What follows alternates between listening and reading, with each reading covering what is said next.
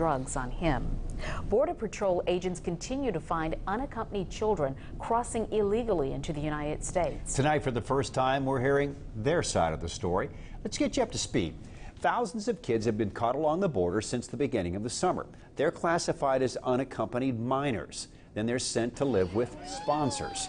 Here are the facts first. More than 1,000 are in Louisiana now. East Baton Rouge Parish has the third highest number.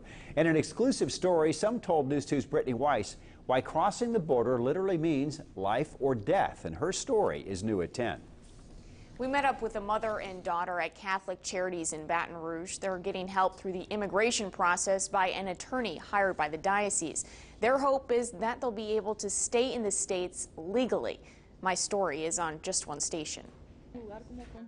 The real-life story she's been living for months is told with tears and rattled nerves. When she was on her way, these men started calling me, threatening me, telling me to send them money. If I didn't send them money for them to release my daughter, they were going to kill her. Ordina doesn't speak English. Her words are translated by her attorney.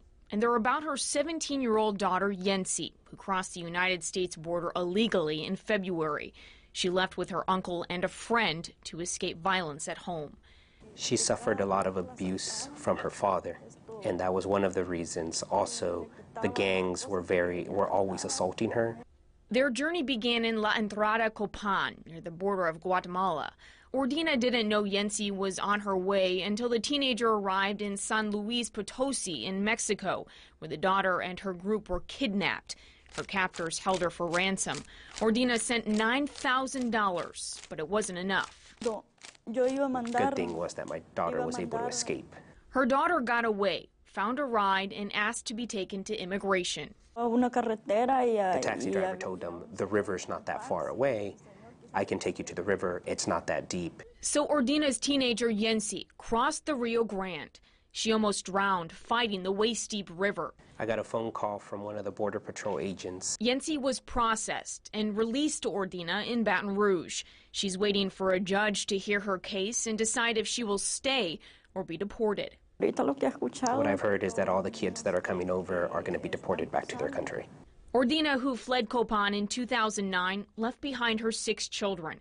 She said she was forced to leave to support her family.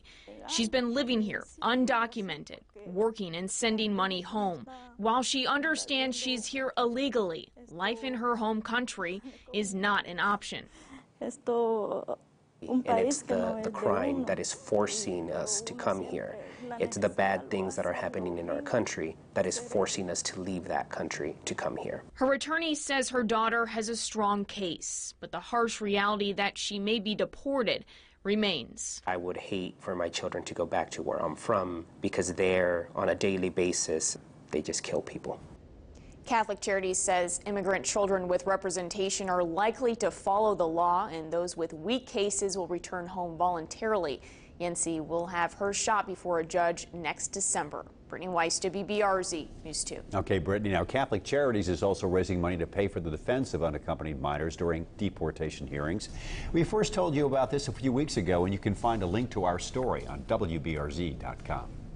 Unaccompanied minors are required to attend school while they're here. Many don't speak English, so they will get a special Spanish version of the controversial Common Core test this school year. This is the first time high-stakes tests have been offered in Spanish. Some school districts claim the influx of Spanish-speaking kids have put a strain on systems.